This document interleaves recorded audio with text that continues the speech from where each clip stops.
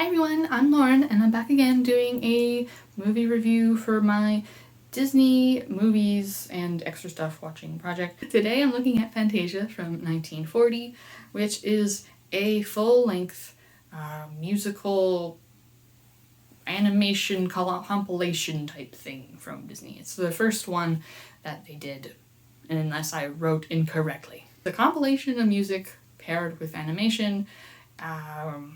Some of it is a little bit more classically.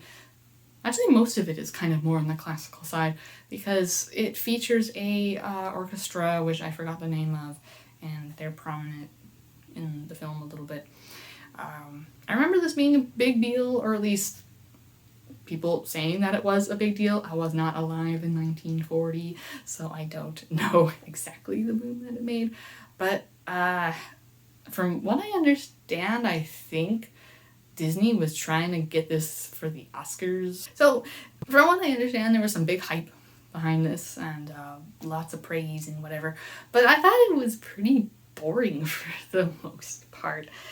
I'm not going to go through all the different segments because I don't feel like it, I guess. I don't really have much to say about most of them anyway. But a lot of the segments just kind of felt like have some classical music and then some random stuff to go with it that happens to go with it. It would be okay. It's more like a I don't know. Like the music is nice. The animation is pretty much nice throughout most of it. There's a few segments where it's like, is this really what we're gonna do? This is animation. This is barely animation. But most of them are pretty well animated.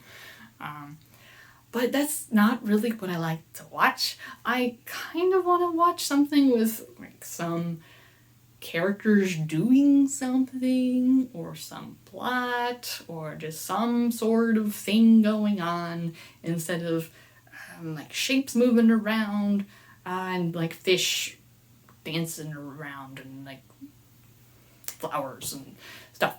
This doesn't interest me. If there was a story behind the fish and stuff happens instead of just swimming around, then I might be more interested. But no, there isn't. What makes it worse is that before, I think every sequence, I think each and every sequence, this guy, I don't know who he is. Maybe he's a famous guy, but I totally forgot his name. I don't think he's the composer. But this random guy just stands up and he talks directly to the audience and says, now the next segment you're going to watch is blah and blah blah blah blah blah blah blah. And he gives like a whole synopsis and the type of music that's going to be played and any sort of other meaning or extra information he wants to give you. So I'm like, why?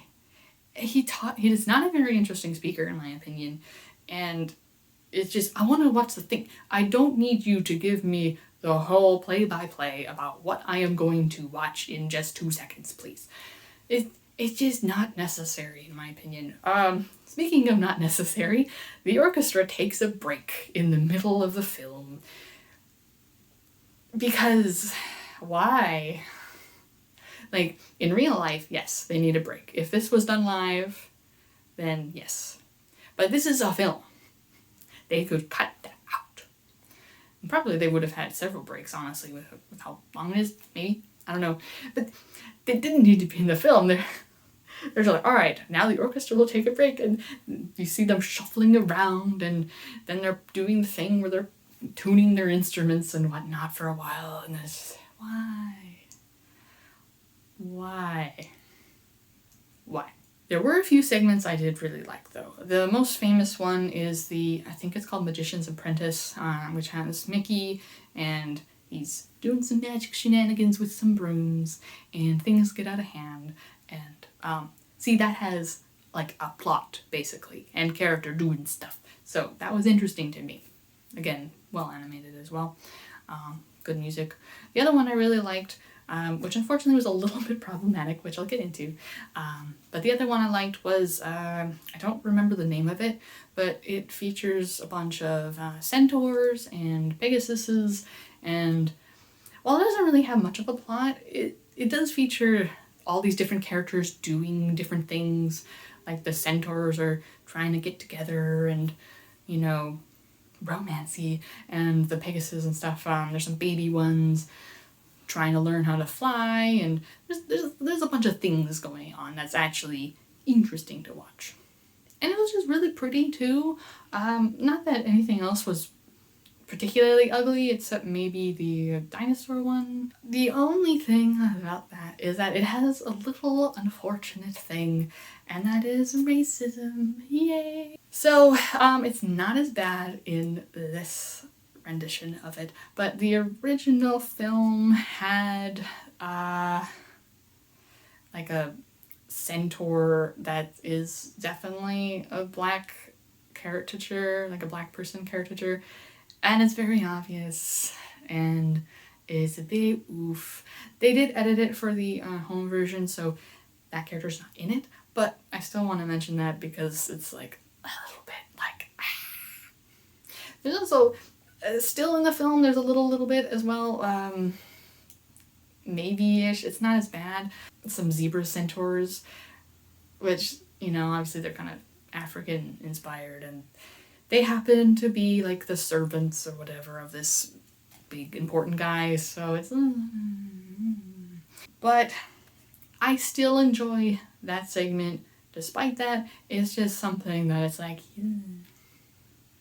I don't know how to word it. I just like to keep those things in mind and things that I enjoy, because they are problems, and it's just something to keep in mind for future things, and I think it's better to point out than to ignore it and pretend that it doesn't exist.